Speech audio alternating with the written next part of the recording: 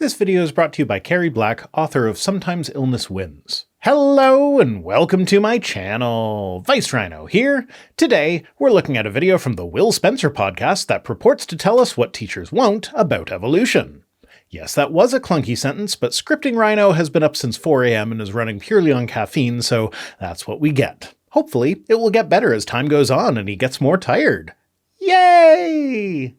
Anyway, sponsor time. When author Carrie Black faced the passing of her daughter, well-meaning people tried so hard to help by giving her books on grieving, but nothing she found was just right. So she wrote a book that she wished existed, Sometimes Illness Wins. It's an illustrated book for all ages about navigating the loss of someone special. Written with the distraught brain in mind, it's an entry-level distillation of available information about the grieving process, what to expect, and what can help. Everyone in my house got a copy of it when Mrs. Rhino passed away, so everyone could make their own notes in it, write their own thoughts and feelings, but reading it together was also a bonding experience. I love that it strongly reinforces the fact that everybody grieves differently, and that is okay. Because one of the hardest parts of grieving is feeling like your thoughts or emotions are inappropriate to the situation. Reading it together with my kids was really helpful in making sure that they felt safe and loved while expressing themselves in their own unique ways. Everyone grieves differently, so the book approaches grief from a general perspective, but it includes sections where you can fill in details that are specific to your situation. If you or someone you love is going through the grieving process, this book is the perfect accompaniment to well wishes and a thoughtful listener. Sometimes Illness Wins is available for less than the price of a bouquet of flowers. Many readers have found it worthwhile to have extra copies on hand to share with friends and family as the need arises. Grief often comes without warning. Sometimes Illness Wins is grounded in secular, evidence-based best practice, and it's both for adults and children. It's written without appeal to religion or superstition. It turns out that once in a while, the book that the world needs would never make the bestsellers list, so here it is, filling in the gaps. Whether you're going through the grieving process yourself or you want to be prepared to help others in their time of need, please click on the link in the description to order your copy, or copies, today. And since we're also in the middle of my annual fundraiser for Project Share, instead of me getting paid for this ad, Carrie will be donating $1 for every book sold to Project Share. The fundraiser ends on November 30th, so head over to fillingthegappublishing.com today to get your copy. And hey, there's nothing stopping you from also going to donate.vicerhino.com to give a bit more money to Project Share if you can. It is a great charity that really needs our help.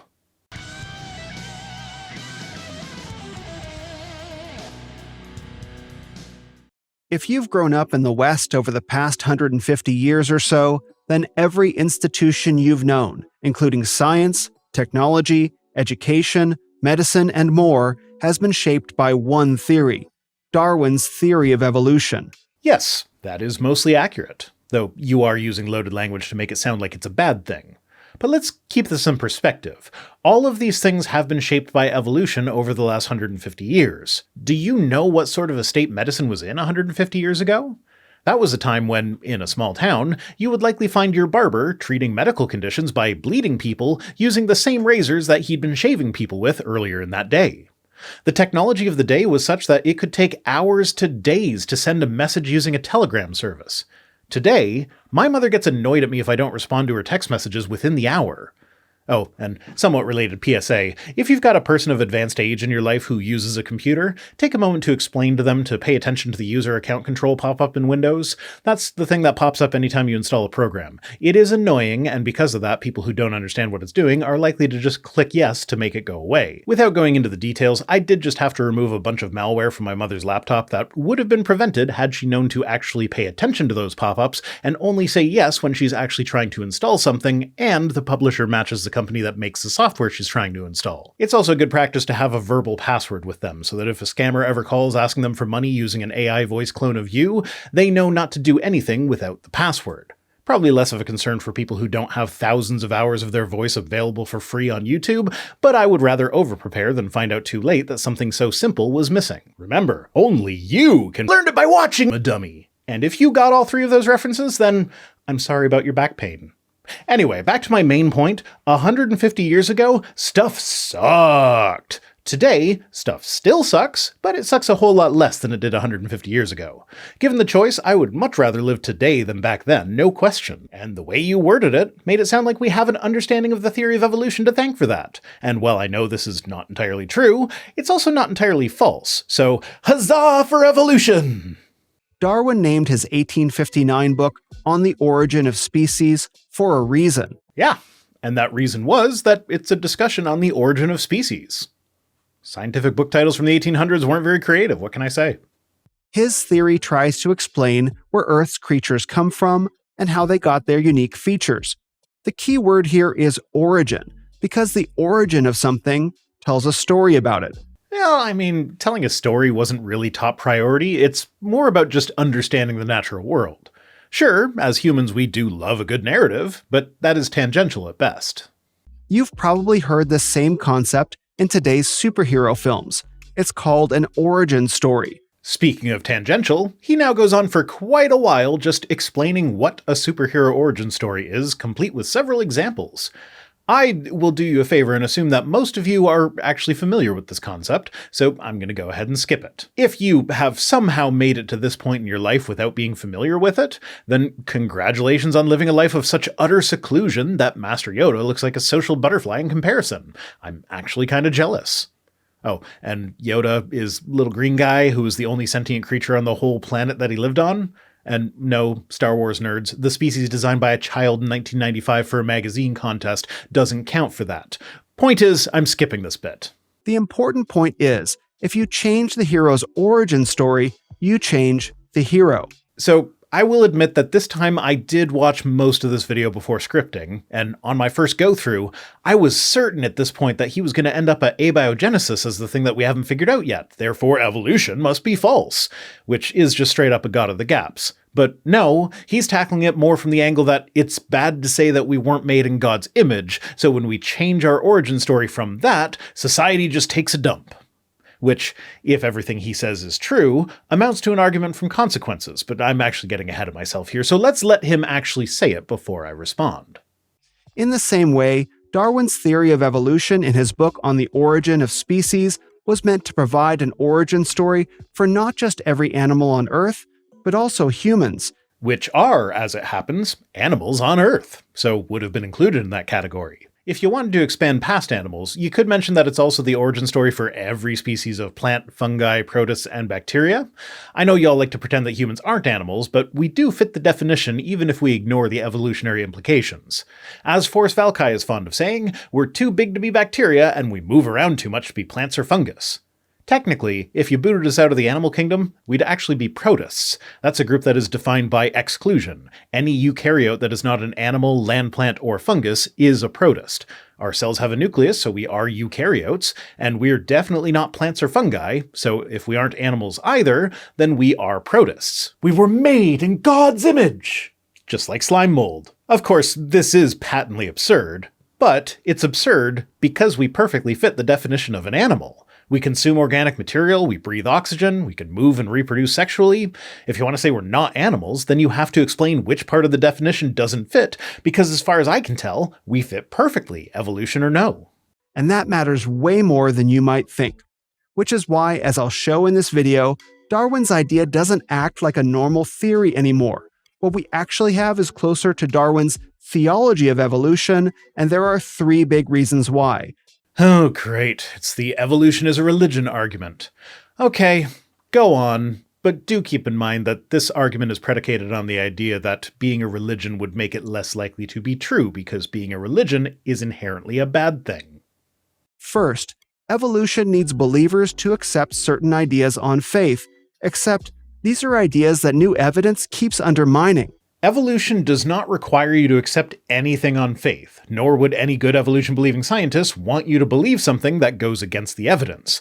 The whole point of science is to follow the evidence where it leads, and the vast majority of scientists accept evolution. Sure, as far as a layperson goes, it could be said that they accept evolution on faith. For the vast majority of people, evolution doesn't actually matter to their day-to-day lives, so they just trust that the science nerds know what they're talking about. It's their job to study it, after all. But there is enough evidence that is easy enough to grasp for anyone curious about it regardless of their educational background, that nobody has to take it on faith. Anyone can learn about it. And the basics are simple and obvious enough that not even creationist organizations can deny them.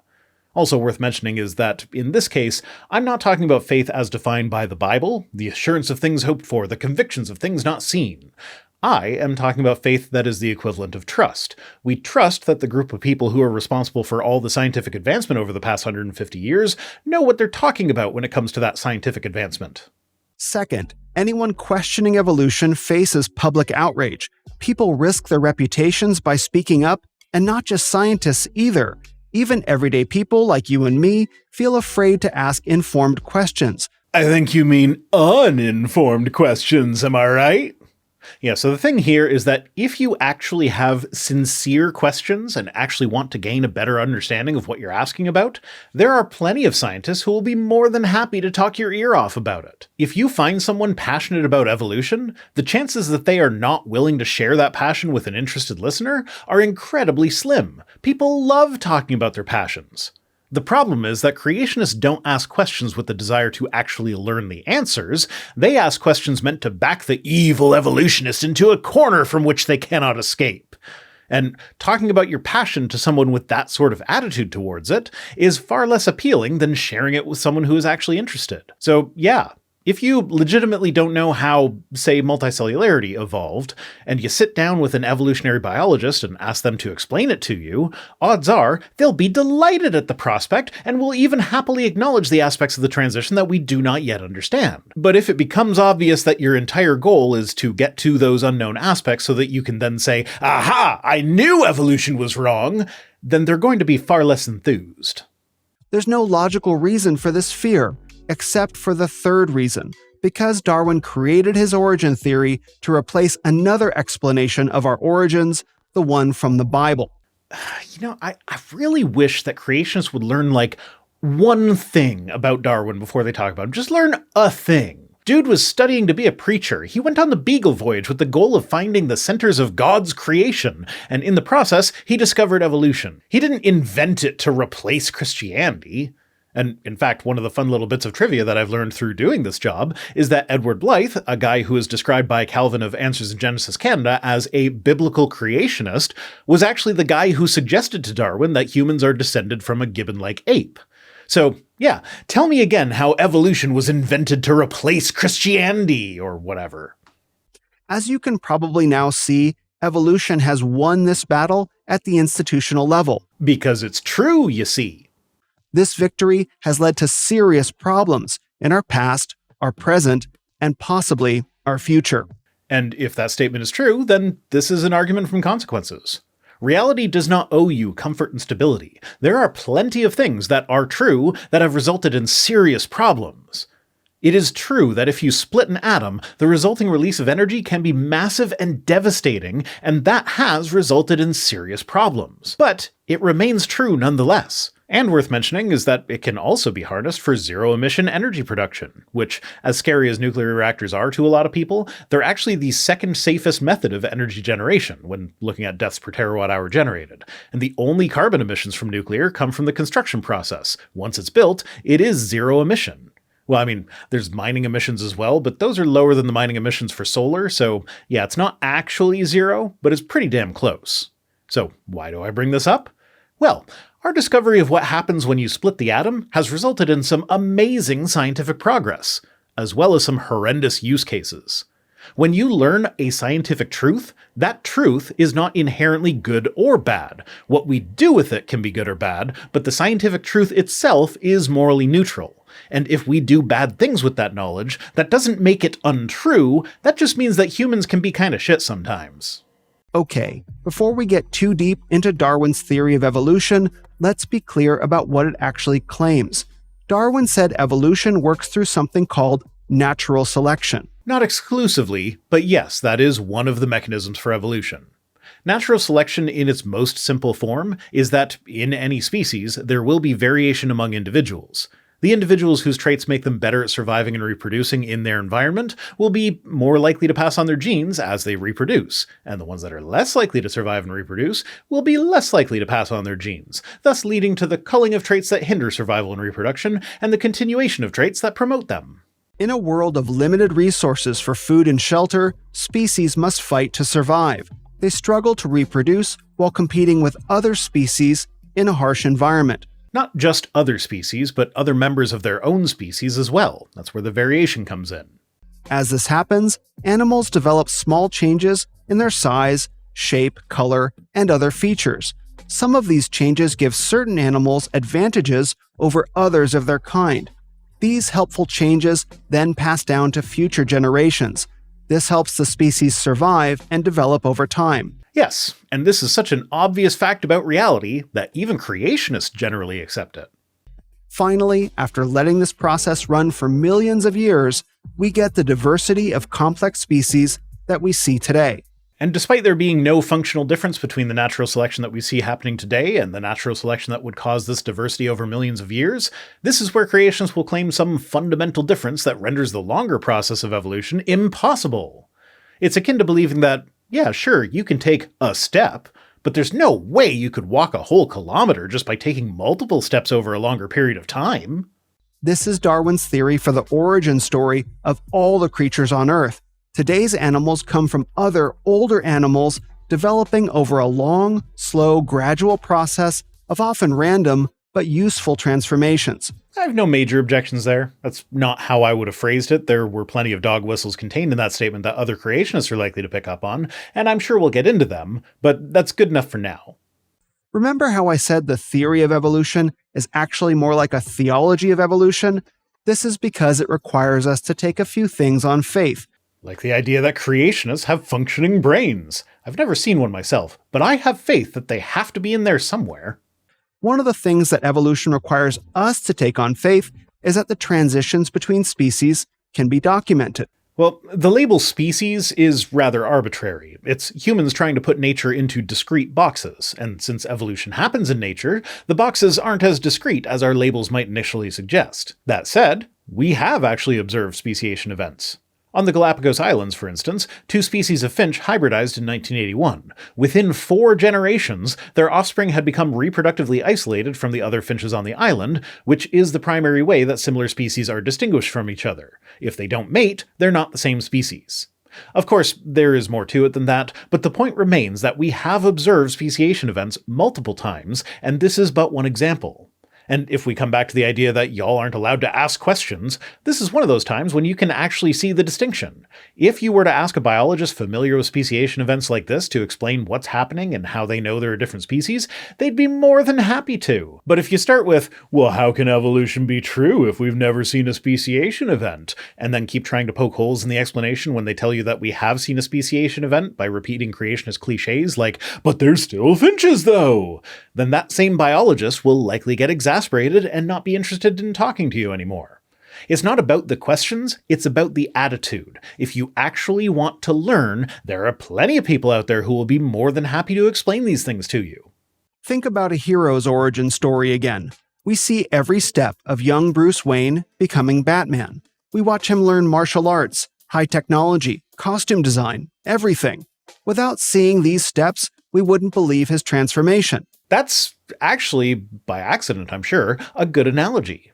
Because, you see, we don't actually see everything. We saw the traumatic event that he experienced as a child, and then we popped back into his life when he was a young man in his late 20s or so. While we did see the main formative events of his life in the form of flashbacks and training montages, we didn't see things that would also have impacted his development, like his education or his social life during his teenage years and early 20s. Surely he did something in all those years that also had an impact on the person he became later on, but we didn't see it. And yet, you're happy saying that we don't need to take his development from a traumatized child to an adult who beats up the mentally ill on faith because there's enough evidence for that development. And yes, that is my hot take for this video. Batman is a billionaire who beats up mentally ill people as a hobby. That's how we understand our own lives too, as a step-by-step process of development. Batman has his steps, we have ours. Surely for a theory as important as evolution, we should see species change over time too, right? And we do. Hell, if you want a personal anecdote, when I was a teenager, one of the most annoying aspects of learning how to drive in my area were the squirrels. When they saw a car coming, chances are they'd run down the road in the same direction as the car, zigzagging while they went. As a driver, your choices are to either run the thing over or cause a traffic slowdown. For the record, I do brake for squirrels. Fuck you, I'm not killing something just so you can get to work 30 seconds earlier. But today, the squirrels will run straight across the road when a car comes. I haven't seen one do the zigzag maneuver in over a decade. Sure, I wouldn't call this a new species of squirrel, but it is a change, is it not? We see species changing all the damn time. But we don't. Oh, my bad.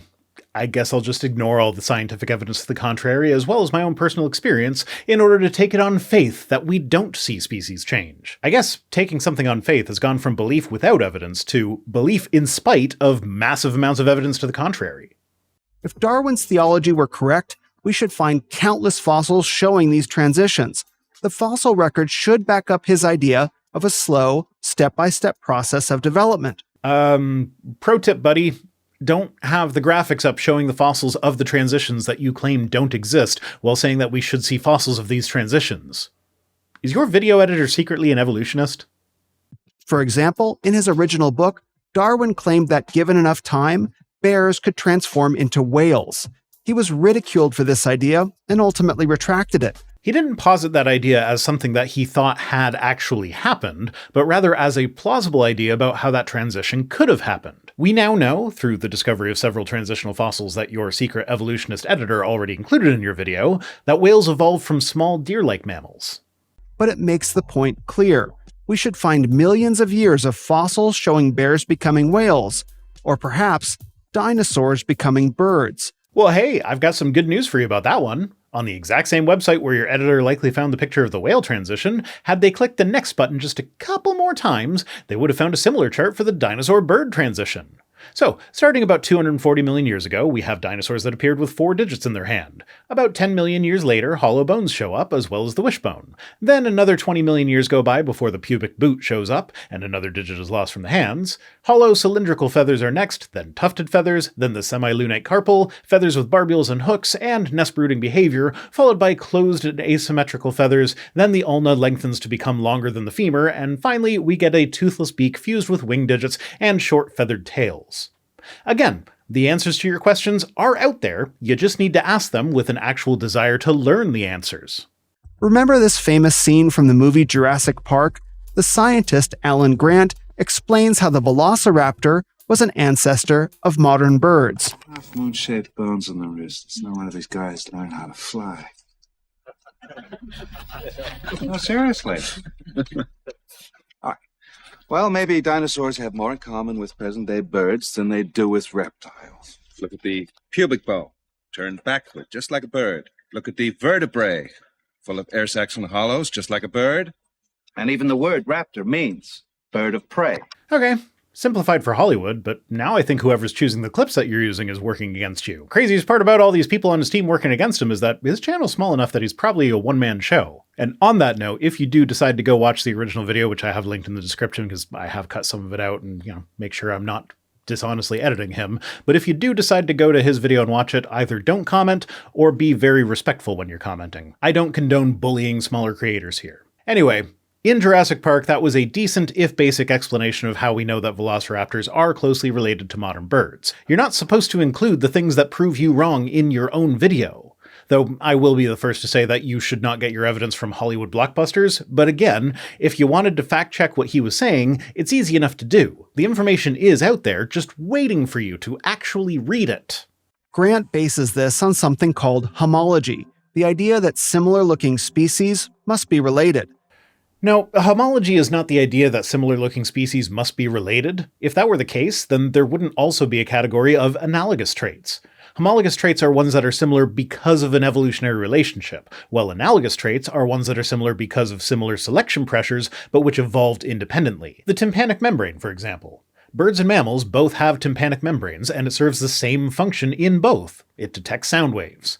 But despite having the same function and a very similar form, these are not homologous traits. They are analogous, because they evolved independently of each other. And sometimes structures that serve the same function can be partly homologous and partly analogous. If we look at the flying vertebrates, for example, we can see that flight evolved 3 times independently in pterosaurs, birds, and bats. When looking at their wings as forelimbs, they are homologous. They have the same bone structure as all vertebrate forelimbs, with one single arm bone that connects at the shoulder, the humerus, followed by a pair of bones, the radius and ulna, then the hand bones, the carpals, metacarpals, and finally the phalanges on the end. They are all quite different from each other, but we know from several lines of evidence that they are homologous traits. But when looking at their wings as wings, then they are analogous. They all allow the animal to fly, but they work in very different ways. For birds, their hands got all bunched together and then they grew feathers out of their arms. For bats, a membrane got stretched between all of their fingers and then connects at the hind limbs. Pterosaurs, though, became the most polite little weirdos of the bunch by holding their pinky finger out to an absurd degree and then stretching a membrane from their pinky finger to their hind limbs. Don't drink tea with a pterosaur, they will always be able to extend their pinky farther than you. Now that idea has its own problems that are way beyond this video's scope, but if Grant were right, wouldn't we see fossils of velociraptors slowly becoming different kinds of birds? Shouldn't we see lots of other transitions too? Yep, and we do! We should, but we don't. Oh fuck, I cut it early again. Sorry, I'll just have to scrub that information from my brain. In a brain wash sort of thing. I definitely shouldn't have learned any of it if the goal was to deny evolution at the end. What the fossil record actually shows is something very different. We find fully formed species appearing suddenly with no gradual evolutionary predecessors. Every species is fully formed. The way you're saying that just betrays a critical misunderstanding of evolution. If you want to get pedantic, every species that does not go extinct is, in fact, a transitional species. So what are all the guys that are around now transitioning to? Well, we don't know. Evolution doesn't have any goals, so anything could happen. The flying squirrels that look like they're the next on the list for flying mammals could go through some evolutionary change that causes them to lose their flappy bits, and this change could impart a survival advantage, leading to non-flying squirrels. The mudskipper fish, who look like they might be in the middle of the transition from aquatic to terrestrial, could find their way back into the water. But also, it's important to remember that these examples I'm using dismantle another creationist talking point. Often, creationists will ask how come there aren't any species alive today that appear to be in transition, and like I said, we can't actually know if the apparent transition that these species are in the middle of will actually come to fruition, but that doesn't mean that they don't exist right in front of you, being living examples of how a transition that has already happened could have happened. An example of this is the Cambrian explosion, which is said to have occurred 535 million years ago. Incorrect. It isn't said to have occurred 535 million years ago. It began approximately 538 million years ago and lasted for 13 to 25 million years. This might seem like pointless pedantry, but words matter, and if he's like any other creationist, he's going to present this as though it were an instantaneous event where a bunch of animal phyla suddenly appeared out of nowhere with no precursors, but he won't acknowledge that this instantaneous event took millions of years to occur. This is when almost all major animal body types first appeared. How long did this explosion last? Just 5 to 10 million years, a mere blink in geological time. Fine, prove me wrong in seconds of me saying something. I don't care, it doesn't bother me at all. Okay, so he is acknowledging it, but it is really weird that a guy who probably thinks that the entire universe is younger than 10,000 years old would talk about 5 to 10 million years as though it were fast. And of course, he's wrong on the time frame. As mentioned, it took 13 to 25 million years. Also, I don't actually know if he's a young Earth creationist. He might be one of the weird old Earth ones who deny evolution but do accept that the Earth is billions of years old. So in that case, then yeah, 5 to 10 million years is the blink of an eye. Still a long-ass time compared to the lifespan of normal organisms, though, so plenty of evolution can happen in that time frame. In this tiny window, species jumped straight to forms we'd recognize today, skipping all those supposed transitional steps. Yes, species skip straight to forms that we'd recognize today. Like this guy, whose name I'm not even going to attempt to pronounce, but who is the Cambrian representative of all the chordates. So that's the body type that represents everything today that has a spinal cord, from fish to mammals to birds to reptiles and beyond. Totally recognizable by any layperson on the street. But setting that guy aside, let's look closer at this claim. The major body plans popped into existence in the Cambrian with no fossil precursors. Well, this is just wrong. Pretty much all of them have fossil precursors that are found in the Ediacaran period, the time period before the Cambrian. Kimberella, for instance, is an organism that lived in the Ediacaran period and appears to be a proto-mollusk. It lacks several characteristics of modern mollusks, but has many features that make it distinctly mollusk-like, and it existed before the Cambrian, when the first organisms that properly fit the definition of mollusk first appeared. So Kimberella is what's known as a stem group mollusk. It doesn't quite have all the defining characteristics of a phyla, but it's clearly representative of that phyla's ancestral lineage. A crown organism, on the other hand, is the oldest known fossil representative of a phylum that has all of the defining characteristics of that phylum. And the thing about the representatives of the phyla that first show up in the Cambrian is that most of them belong to stem group lineages. That is, they are not the first appearance of a phylum with no fossil precursors, they are the fossil precursors. And of course, I'd be remiss if I didn't at least mention that it was around the time of the Cambrian when calcified structures started evolving. Those are the hard bits of organisms, the bones and shells and whatnot. You know, the things that are most likely to fossilize. It's not that life suddenly appeared out of nowhere. It's that we suddenly see an abundance of fossils when the parts of an organism that are most likely to fossilize first developed. This isn't a one-time thing, by the way. Scientists have found at least 14 other similar events. The famous biologist Eugene Koonin called these biological Big Bangs. Now, I want to share some examples, but many have some tricky names. So here's a clip from the Discovery Science Institute where paleontologist Gunter Beckley will explain a few of those in a delightful German accent. Interesting bit about Gunter Beckley. He was one of those evolution-denying guys with legitimate credentials who semi-regularly published in legitimate journals. And when he published in legitimate journals, he had no problem making use of evolutionary assumptions, pointing out the evidence for evolution of certain characteristics, and using evolutionary timescales. But then, if you were to visit his Twitter page, you would find him posting anti-evolution articles for Evolution News, a creationist propaganda website to which he was a regular contributor. Just an interesting little dichotomy there. Anyway, I'm skipping this bit. All it is Gunter listing events where either a specific feature or a specific type of organism showed up rather abruptly in the fossil record, and the answer to these problems is pretty much identical to the answer to the Cambrian explosion. Yeah, it happened geologically rapidly, but that doesn't mean that we don't have fossil precursors, or that evolution is not true. And if I go through every example he brings up, this video will wind up being ridiculously long. Though, honestly, after last week's 12-minute video, I feel like some of you would want me to do that to make up for it. But unfortunately for you, I have a life outside of YouTube. You know those kids I keep complaining about needing to feed? Well, it turns out you can't just throw food at them, you have to actually cook it, at least sometimes. And apparently it's good for their development if I, spend time with them or some shit. So, I can't just sit in front of my computer brewing in my swamp ass all day every day. I have to actually go out and do things in the real world. So I'm jumping ahead a bit in this video. Did you catch that?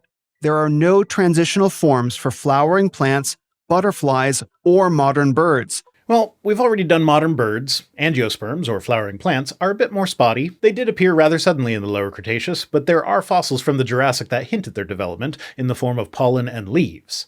And butterflies first appeared about 40 to 50 million years ago, having evolved from moths that began diverging about 100 million years ago. So we have about 50 million years of evolutionary precursors to butterflies. The second reason I call Darwin's theory a theology is that it's taken on one of the worst traits of dogmatic religion. You can't question it. It's not so much that you can't question it. It's more that the evidence backing it up is so robust that to question the theory as a whole indicates a severe lack of understanding. For a layperson, this is understandable, and I will once again point out that if you are sincere in wanting to address your lack of understanding, then there are plenty of biologists, paleontologists, geologists, and a bunch of other ists who would be perfectly happy to help you understand. But when you find someone who is one of the ists calling it into question, then there are two possibilities. Either they have such a severe lack of understanding that their credentials should be revoked, or else they are dishonest grifters.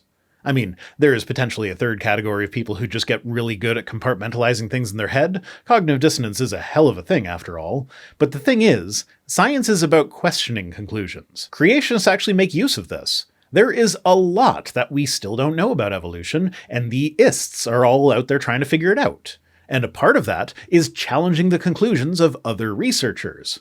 Creationists will then take these challenges out of context to claim that there's a growing number of scientists who question evolution. But really what's happening is that these scientists are questioning a specific aspect of evolution that hasn't been settled yet. So yeah, questioning is welcome when it's actually genuine. Try questioning it, and you face public ridicule. Here's what Richard Dawkins wrote in his book, River Out of Eden, A Darwinian View of Life. Quote, "It is absolutely safe to say that if you meet somebody who claims not to believe in evolution, that person is ignorant, stupid, or insane, or wicked, but I'd rather not consider that." End quote. Once again, disclaimer, Dawkins is not the spokesperson for all of evolution and atheism that apologists like to pretend he is. But yeah, denigration of mental health issues aside, that statement is generally true. As I already mentioned, the evidence for evolution is so strong that to not accept evolution means that you are either ignorant of the evidence, incapable of comprehending the evidence, or are lying. Cognitive dissonance is also a possibility that falls outside of these options, but I'm not exactly shocked that nuance flew over Dawkins' head. So, if Dr. Dawkins still stands by this quote, he'd call me ignorant, stupid, insane, or even wicked for making this video. My money's on ignorant. This guy seems to be getting all of his information on evolution from creationist propaganda sources like the Discovery Institute, so there's a decent chance that he's not aware of the numerous counters to literally everything the good old disco toot has ever put out. Now think about that pressure. Here's a fellow of the Royal Society of London, author of 16 books, the man who invented the term meme. No wonder people fear questioning evolution. He's also a contributing author to the recent book put out by cosmologist and friend of Jeffrey Epstein, Lawrence Krauss. That book is called The War on Science. And rather than addressing the actual war on science being waged by the American government, it is instead all about how there's too much DEI nowadays. Oh, and it's completely irrelevant to anything here, but regarding the Krauss-Epstein connection, the emails that have been coming out have shown that Krauss asked Epstein for advice on how to handle sexual misconduct allegations in 2018, a decade after Epstein first went to jail for sex trafficking a child. So, yeah, my point in bringing this up is that it's been a long time since Dawkins has had any sort of universal appeal among atheists. I'm sure you'll find a couple in my comments who are complaining that I just did a guilt by association, but Dawkins has done enough of his own shit that to me, this is just another scoop of shit on the big shit pile. But a growing tide of scientists are beginning to speak up. A more accurate statement would be a shrinking tide of scientists are finding more quote mines with which to fool the general masses. In fact, more than 1,000 PhD scientists, experts in biology, chemistry, and physics have signed a public statement expressing serious doubts about Darwinian evolution. Oh, goody! It's been a hot minute since I've seen the scientific descent from Darwinism brought up. Funny thing about that list, only about 25% of the signatories are any sort of biologist. Currently, there are around 1,000 signatories, and even if every single one were a biologist, and we limit ourselves to the United States, then that would mean that a paltry 0.7% of biologists do not accept Darwinism. But they aren't all biologists. Literally the only qualification that you need in order to sign on is a PhD in any scientific field or an MD. That is it. So plenty of the signatories are engineers, mathematicians, computer scientists, and experts in other fields that have nothing to do with evolution. As a counter to this, the National Center for Science Education put together their own petition in what is called Project Steve. It's a petition where the scientists sign on agreeing with a statement about evolution being a vital, well-supported, unifying principle of the biological sciences, which currently has over 1,500 signatures. They have the same signing requirements as the Dissent from Darwinism petition, with one extra caveat. In order to sign, you not only have to have the credentials, you also have to be named Steve, or some variation of the name Steve. By adding this extra requirement that arbitrarily makes 99% of otherwise qualified scientists completely unable to sign, the fact that they have more signatories than the less restrictive Dissent from Darwinism goes to show just how vastly outnumbered the creationist scientists are. But wait, there's more! I didn't even get into the wording of the original petition. The statement that these dissenters from Darwinism sign on to is, quote, "We are skeptical of claims for the ability of random mutation and natural selection to account for the complexity of life. Careful examination of the evidence for Darwinian theory should be encouraged." The problem here is that if one is unaware that this is coming from the Discovery Institute, it's actually a very reasonable statement. You see, random mutations and natural selection are not all that account for the complexity of life. There's a bunch more mechanisms for evolution, like genetic drift and sexual selection, that also play a role, so of course anyone who claims that it's all due to random mutations and natural selection is wrong, and the evidence should always be carefully examined. This statement is not inherently anti-evolution, it is just being spun that way by people who made up their minds before examining the evidence. So, yeah, this petition is a joke and always has been. Ask yourself, if the science were settled, why are so many accomplished researchers speaking up? They aren't. It's just a handful of the same ones being played on repeat by various different creationist organizations.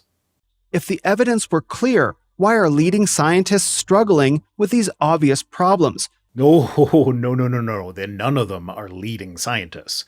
Probably the most well-known name on the list in non-creationist circles is Dr. James Tour, and it has come to light over the last few years that the main reason Tour is so well-known in secular circles is because he has a habit of overhyping the results of his experiments. Of course, that is when he's actually doing the experiments. Apparently, he inflates his metrics by demanding to be included as an author on papers to which he contributed literally nothing, and his reputation is such that the actual authors of the paper feel it isn't worth the trouble he'll cause if they don't include him. And hey, remember how this guy has been saying that one of the problems with evolution is that you're not allowed to question it? Well, listen to this brief snippet of one of James Tour's former colleagues describing what it was like working with him. Jim is, or rather was, a powerful individual. Crossing him was considered by many to be a career-ending move because he would take it personally and he would use his connections vindictively. So from a career standpoint, it just wasn't smart to speak out against him. Every accusation is a confession, I guess. And why would Dawkins and plenty of others need to call people insane, stupid, or wicked just for asking informed questions? Informed questions are fine, but what you've been asking are uninformed questions that display your ignorance.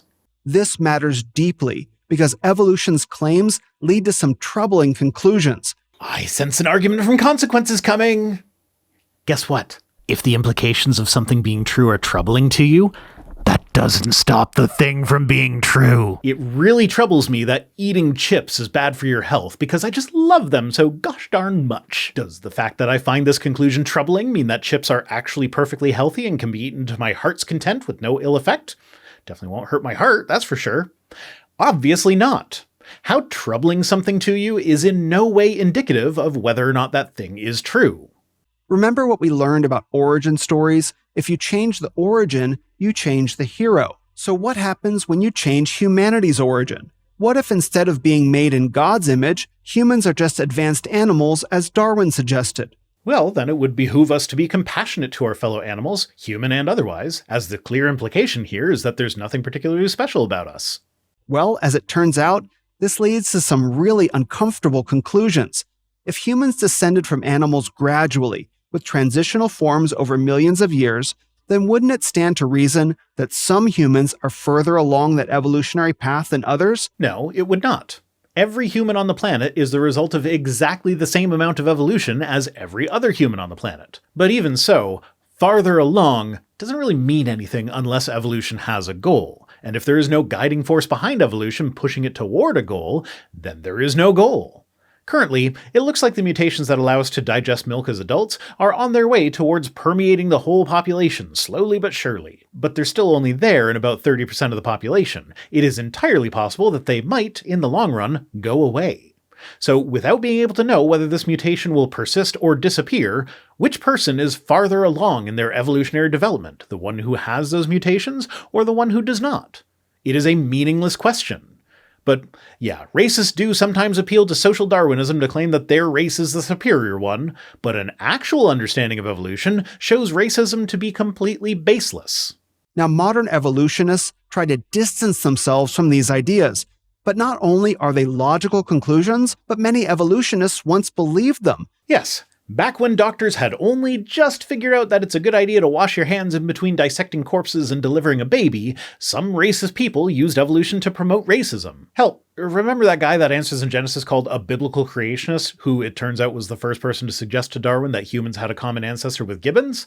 I didn't get into it, but the way in which he suggested that was racist as fuck. He was trying very hard to make it so that black people were closely related to gorillas, while white people have the orangutan. He even acknowledged that it looks as though gibbons should be more properly grouped with chimps, who were closer to gorillas, but if he were to rearrange his grouping, then white people would have to be more closely related to black people than black people to gorillas. We can't have that. I left that out because it wasn't relevant. What a shock, a white scientist from the 1800s was a racist piece of shit. I'd be more surprised if he wasn't. But as it happens, he was wrong about that, and the actual implications of an understanding of evolution is that racism is a joke. And these ideas were used to justify discrimination, eugenics, and much more. Yeah, because we know religion has never been used to justify such things. It's not like the Bible has an entire book dedicated to the wiping out of entire cultures because of their inferiority and not allowing their children to live or intermarry with the chosen people. And it's not like there's a story where God celebrates the murder of an interracial couple and then rewards the murderer for his devotion to keeping the people pure by making him and his descendants all priests. Stuff like that would never be found in the Bible.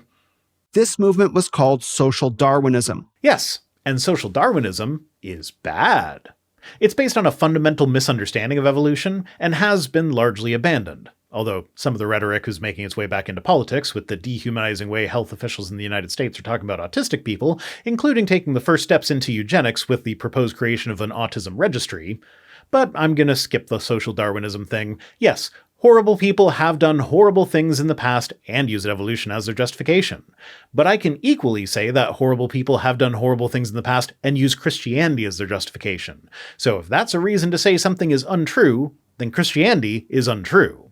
In fact, I'd argue that mine is the stronger case here, as Christians continue to use Christianity to justify horrible things, even today. And if Christianity were true, then there's supposed to be a benevolent, all-powerful guy at the top who would be capable of distancing himself from the horrible people doing horrible things, but often it's the people who are supposed to be his direct representatives here on Earth that are doing these horrible things. So it's not just, I don't like what some Christians do, therefore Christianity is false. It's the expectation if Christianity were true is that God would not allow such horrible people to pretend to represent him. Therefore, since they do, Christianity is false.